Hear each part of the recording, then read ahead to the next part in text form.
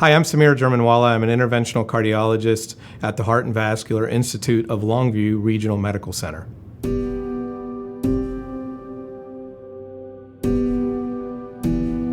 So aortic stenosis is a disease that typically affects us after the age of 70. It's where your valve, which typically has 3 leaflets on it, start to get calcified, hard, and they don't open and close properly. And this is something that afflicts over 10 million Americans here in the United States. These patients come in complaining of just having no get up and go. They're short of breath, they don't feel good, they have chest tightness, they feel like they're dizzy or passing out, and it just don't feel good. And what we do is we do some tests and find out that the valve is really blocked up. So the valve, instead of being the size of a quarter, is about the size of a drinking straw.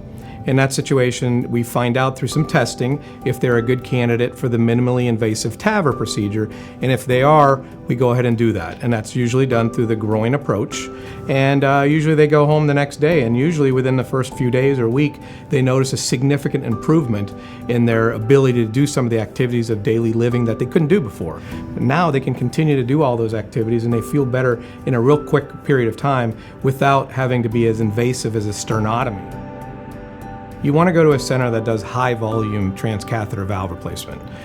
Studies have shown that centers that don't do as much as those that are highly proficient and do at least 50 to 100 a year tend to have better results.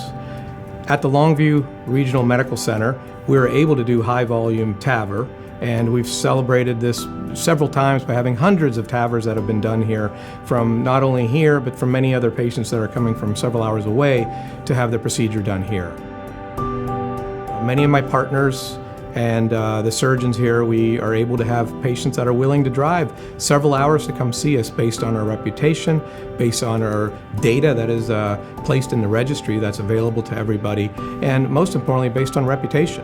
And I think that's something that's very touching for all of us, and I think that it's something that speaks volumes about our program.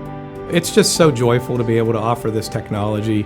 Many years ago, when we were all thinking that we could take an artificial valve, either a pig valve or a cow valve, and insert it through a small 1/4-inch incision in a groin and put it into the heart, never really thought that would happen. And about 10 years ago, it did. Commercially, it started to happen.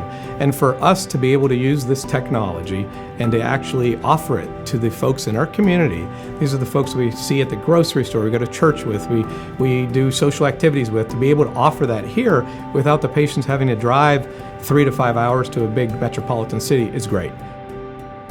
At the Heart and Vascular Institute of Longview Regional Medical Center, we continue to bring the cutting-edge technologies here to you locally in your East Texas community.